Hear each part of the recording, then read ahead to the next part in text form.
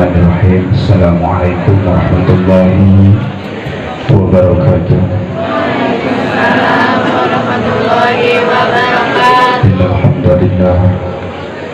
Nahmaduhu wa nasta'inuhu wa nastaghfiruh. Wa na'udzu min shururi anfusina wa sayyiati a'malina. May yahdihillahu fala mudilla lahu wa may yudlil fala hadiya lahu. Asyhadu an la ilaha illallah wahdahu la syarika lahu. Asyhadu anna sayyidana wa nabiyyana wa maulana Muhammad sallallahu alaihi wasallam la nabiyya ba'du, amma ba'du. Puji syukur pada ilahi Rabbi azza wa jalla yang telah menakdirkan kita semua pada malam ini bisa melantunkan ayat-ayat suci Al-Quran berkat rahmat dan berkat kehendaknya. Juga mudah-mudahan kita semua senantiasa mendapatkan ridho dari Allah Subhanahu wa Ta'ala. Salawat beserta salam semoga tertumpahkan kepada baginda alam yang besar Muhammad sallallahu alaihi wasallam, kepada keluarganya, sahabatnya, tabi'in dan sahabat ihsan ila yaumiddin, sampai kepada kita semua sebagai umatnya. Mudah-mudahan senantiasa berkat syafaatnya baginda Nabi besar Muhammad sallallahu alaihi wasallam, para anak-anak sekalian, para santriawan santriawati, putra putri abi semuanya, para teman-teman menghafal Al-Quran sama-sama. Alhamdulillah, kita diberi oleh Allah mau pergi untuk menuntut ilmu, digerakkan oleh Allah, diarahkan oleh Allah, dibimbing kita oleh Allah dengan taufik dan hidayahnya, dengan rahmatnya, dengan kasih sayangnya, sehingga ada di tempat untuk kita mempelajari Al-Quran, untuk jihad di jalan Allah. Maka habis sampaikan kepada santri sekalian, sering mengatakan kepada santri, jangan sampai salah niat dalam niat menuntut ilmu, terlebih diantaranya dengan niat menghafal Al-Quran. Jangan bercita-cita terlalu berlebihan, apalagi bersambung ke urusan duniawi, ingin populer, ingin menjadi seorang imam yang gajinya besar. Niatkan, selalu menyampaikan kepada santri, niatkan lintigo imarodotillah, semata hanya demi mengharapkan keridhaan Allah terus dalam hati kita, agar kelak Al-Quran di hadapan Allah menjadi saksi buat kita semua. Dan niatkan karena Allah. Dan juga kita memohon kepada Allah dengan ditakdirkan oleh Allah ada di Mahadul Tahbid, ya Allah jadikan kami anak-anak yang soleh dan solehah, atau jadikan kami anak yang soleh atau anak yang soleh selalu dan selalu.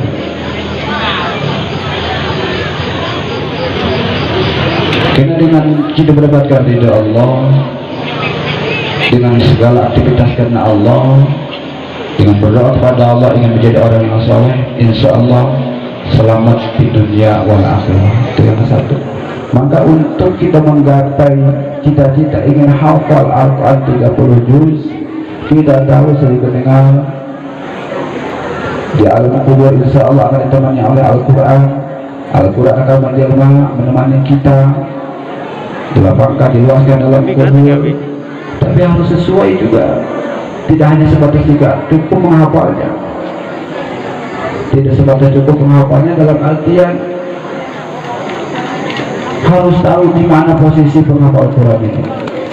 Ketika kita katakan hafal 30 juz, masih ada di dalam hati iri, dengki, sombong, takabur, ujub, riya, hasud, tidak mengenai dengan Al-Quran.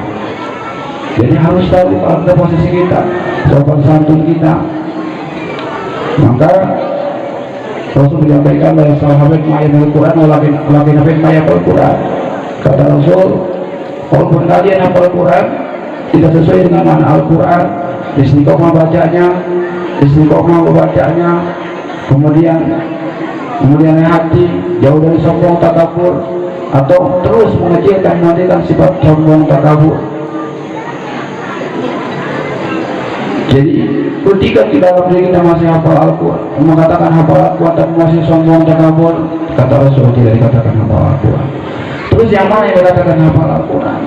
Walaupun tidak hafal Al-Quran tapi istiqomah baca Al-Qurannya, terus memberikan Al-Quran, terus melihara hatinya sesuai dengan makna kandungan Al-Quran, dipelihara gimana caranya hilang atau bagus sedikit rasa irinya, rasa dengkinya, rasa sombongnya, rasa takaburnya, ujub riyanya, terus dipelihara. Walaupun tidak hafal Al-Quran tapi terus membaca Al-Quran, bukan Al-Quran, bahkan mengamalkan makna-makna kandungan Al-Quran seperti aqimus sholat, seperti mengeluarkan zakat, seperti bersedekah, beramal soleh, kemudian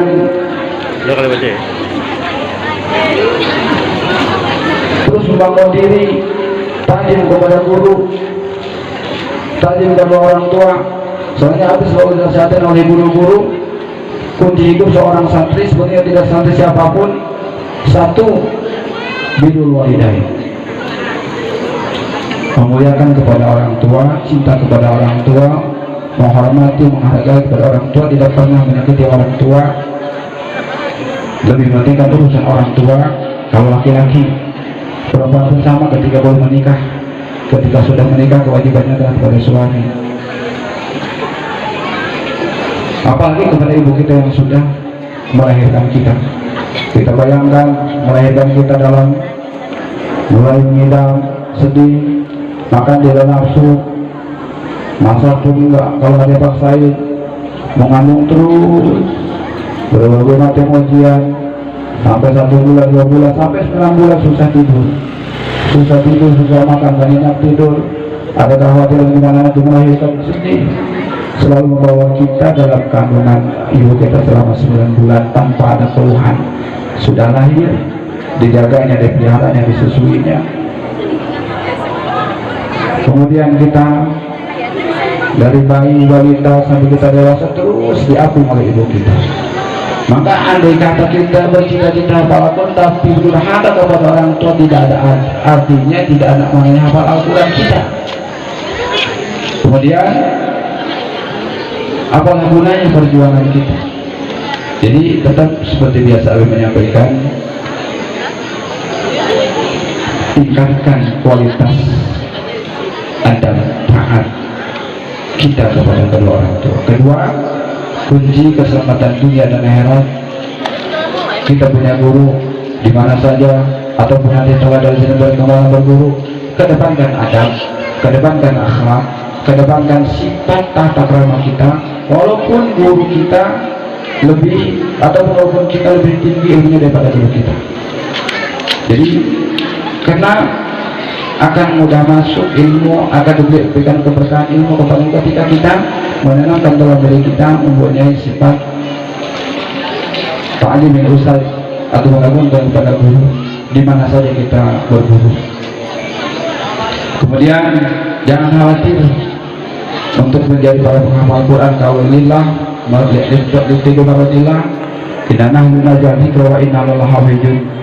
Allah yang telah menurunkan Al-Quran melalui malaikat Jibril sampai ke Rasulullah SAW, sampai sekarang kepada kita semua, dan Allah juga yang akan memelihara Al-Quran. Begitu pula ketika kita memelihara Al-Quran, memelihara pengamalan makna Al-Quran, insya Allah kita akan selalu dalam kemuliaan Allah Subhanahu wa Ta'ala. Terkenal di dalam diri kita selalu tertanam Al-Quran, apalagi dalam diri kita yang bagi yang sudah 30 juz di dalam diri kita Al-Quran. Jadi kedepankan adabnya, kedepankan akhlaknya, Yang sudah sekarang sudah ada disaksikan oleh saudara kita, orang tua kita, guru kita, sudah selesai 30 juz, tapi tidak dibangun ibadahnya, tidak dibangun adabnya, tidak berbalik kepada orang tuanya, sikap akhlaknya. Ingat, bagi para prestasi menghafal terus berjuang di jalan Allah.